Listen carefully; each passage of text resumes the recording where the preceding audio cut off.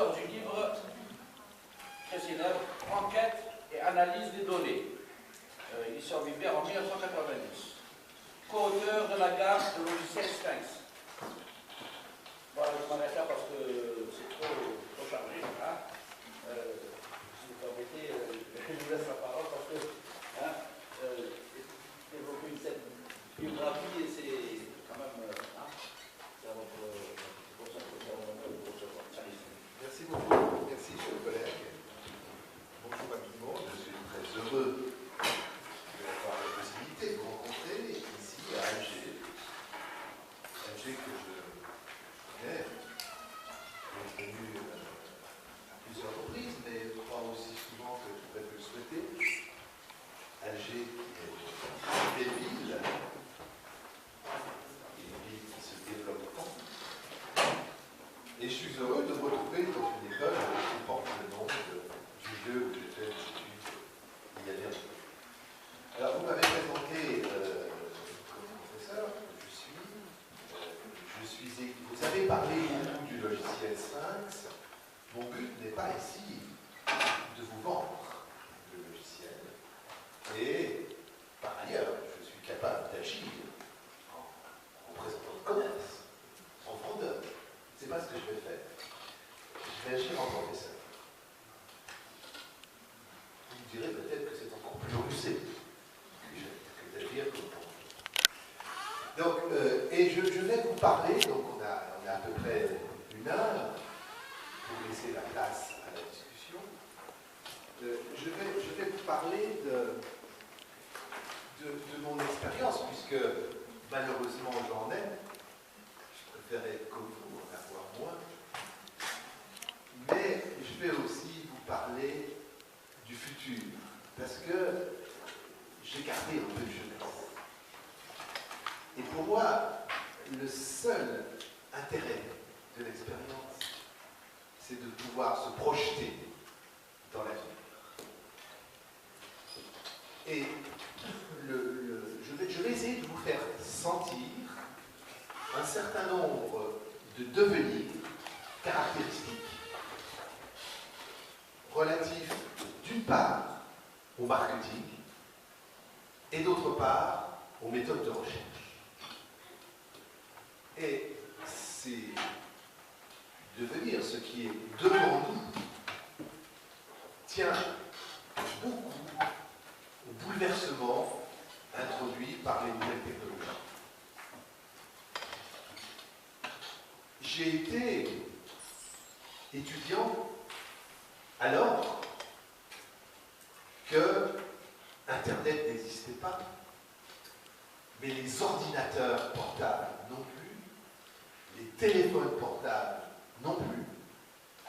C'est dire que je suis encore et complètement dans la civilisation du livre, que l'histoire bien longue de l'écrit.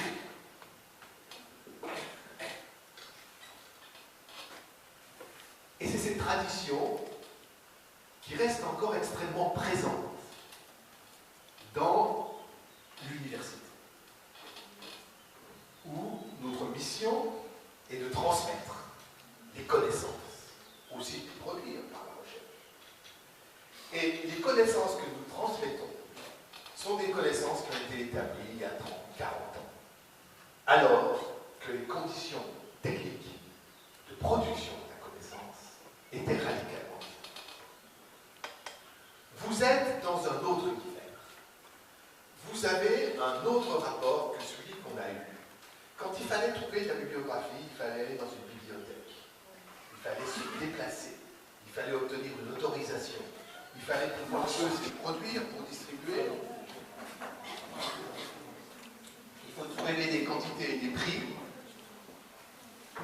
Le marketing, c'est, eh bien, on va concevoir un produit en anticipant sur les désirs des consommateurs ou même en faisant apparaître de nouveaux désirs. C'est la deuxième phase, concevoir et promouvoir. Donc on va chercher à adapter les produits au marché.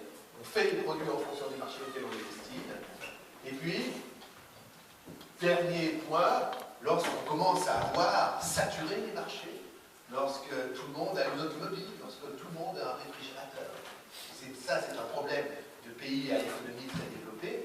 Si on veut continuer de garder le contact avec le client et qu'il rachète son frigidaire en restant dans la même marque, il va falloir cultiver la relation.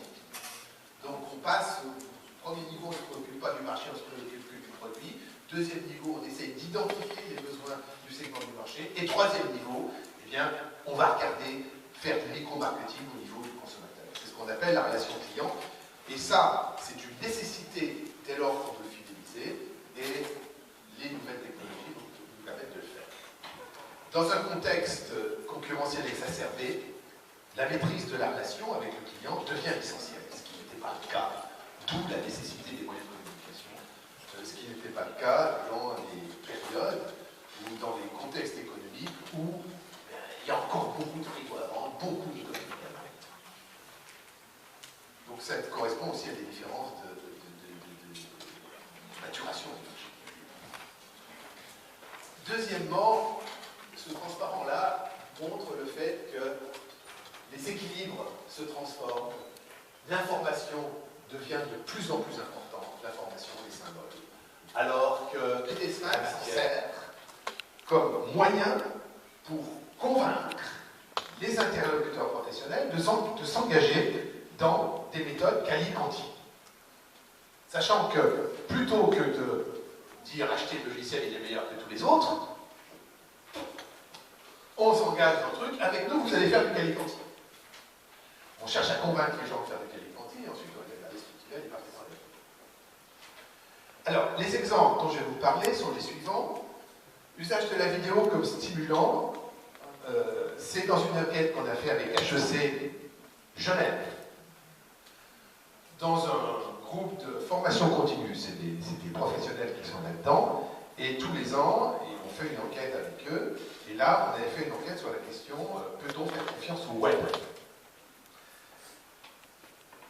Et vous allez voir que dans cette enquête, on utilise la vidéo. Donc on fait un questionnaire.